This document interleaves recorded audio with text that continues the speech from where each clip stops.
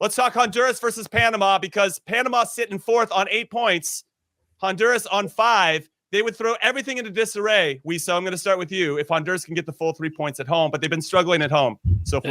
The worst thing that I think that I've seen now, Honduras at home struggling. Panama really wants to get in those shots, wants to get in the top 3, and they can. If Mexico beats the U.S., Panama wins, they go up. So I'm going to go with Panama wanting this a lot more. This is the middle part of that. The start of the middle part of this, not hex, but octagonal. You're going to want to get points away, and Panama's not going to take this opportunity. I'm going to go with Panama winning, and finally Honduras, all right, there's probably no chance of making the World Cup. Yeah, it's interesting because I thought for the first 2.5 games about Honduras, they were okay. They got some decent results. They got a 1-1 draw against Canada in Canada. That was Canada. Right. And then that second half against the U.S. is where everything just fell apart. And you can see that in the team, that they have that vulnerability, that if you can just unlock them, it's just going to be dominoes from there. Panama, though, and I know Heath is a big fan of Barcenas from Panama, the number 10 who pulls the strings for them, starting to feel a little bit more weebly wobbly. But to your point, Heath, there's only 2 games in this window. Do you think they can manage this a little bit better, knowing they could probably roll out their best players in both games?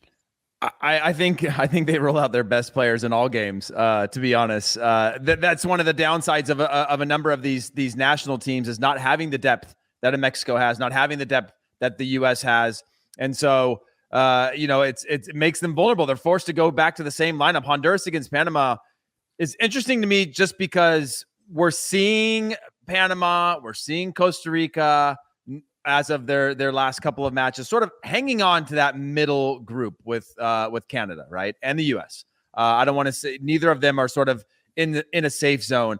But as you mentioned, Honduras have sort of fallen apart. They were like my team. You go back to that Canada game. I talk about it a lot. They looked so good. They made it so hard on Canada. I think Canada learned a lot from that in terms of how they're going to have to play, that they're not as good as they think they are. They're going to have to show up and fight in the same way that made them good through the summer.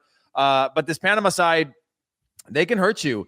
And even though I don't agree with Wiso throwing this stuff into the ethos that if Mexico beats the U.S. and Panama beats Honduras, things are close. I'm looking at it more like when the U.S. beats Mexico and they're both on 14 points, and Panama beats Honduras, they'll be on 11. Still making it tight, because you want to start to separate those gaps a little bit. I'm a big fan of Barcenas. He's in my Concacaf 11. He's just another player that I just really like. It reminds me again of an Orbelín Pineda, just very busy, wants the ball at his feet, wants the ball in tough spaces, can really disrupt teams, because not only can he pass, not only does he have range, but he can get out of tight areas, which really just change the game. And he's going to have to obviously have a huge one against Panama in this one. I mean against Honduras in this one. But Honduras are home. At a certain point, they've got to figure it out. And Jimmy, you talked about 2.5 games at home. 2.5 games in. They were good, and I think they played their first 2 games were away, I believe, right? I could be wrong on that. It was I think it was in Canada, then in El Salvador, if I'm not mistaken. Yeah, and then they got their home game, and then you're like, okay, they finally home. And they go up 1-0 at half. Yeah, and they looked good against the U.S. And then they've just seemed to be a different squad. I don't know if that's fatigue or the fragility of just facing the adversity of CONCACAF, of that stress of the points mounting up and giving up points around. But if they can go back to that first half again, I don't see how that Panama could beat them at home. If you go to that second half, then Panama for sure run away with that.